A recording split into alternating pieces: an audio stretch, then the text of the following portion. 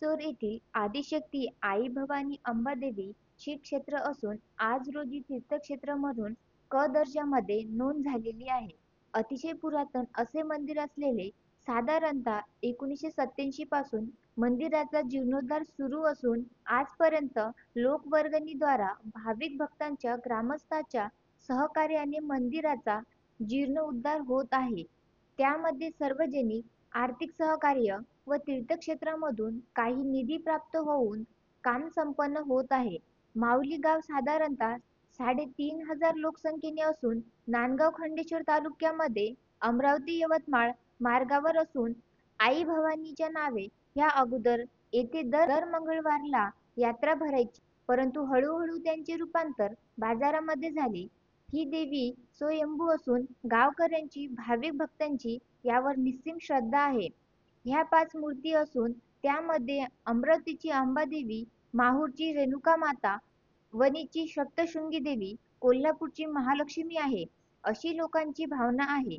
त्यामुळे या मंदिराला तीर्थस्थळांचे स्वरूप प्राप्त झाले असून दरवर्षी येथे नवरात्र महोत्सव साजरा केला जातो. बरेच भाविक भक्तांचे कुलदैवत असल्यामुळे येथे दूरवर भाविक भक्त येतात. मोठ्या आदराने भावनेने पूजा अर्चा करतात. त्यामध्ये त्यांचे दुःख हरण होतात असे भाविक भक्त सांगतात. हे मंदिर जागृत असून गावात प्रवेश करतात सर्वप्रथम आई अंबाबाईच्या मंदिराचे दर्शन होते. जळू नदी तीरावरील भक्त पुंडलिक महाराजांचे मंदिर आहे.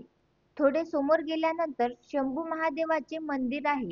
पुढे श्री संत कर्मयोगी गाडगे बाबांचे दर्शन घडते.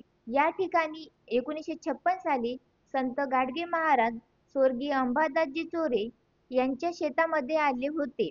शिक्षणाची जननी, ज्ञानाचे ज्ञान देणारी शाळा हे सर्वात महत्त्वाची बाब आहे. सर्वात महत्त्वाची बाब म्हणजे भक्त पुंडलिकाच्या मंदिरासोबतच श्री विठ्ठल रुक्मिणी मंदिर आहे. देवाच्या आवारात वटवृक्ष, पिंपळवृक्ष असे डौलाने उभे आहेत. अशा देवालयांनी गजबजलेल्या गावाला माऊलीची उपमा प्राप्त झाली आहे, अशी माहिती गावचे उपसरपंच राजेंद्र सरोदे यांनी स्टिंग ऑपरेशनला दिली. उत्तम Brahmanwade, the sting operation news, Nandgaon Khandeshwar.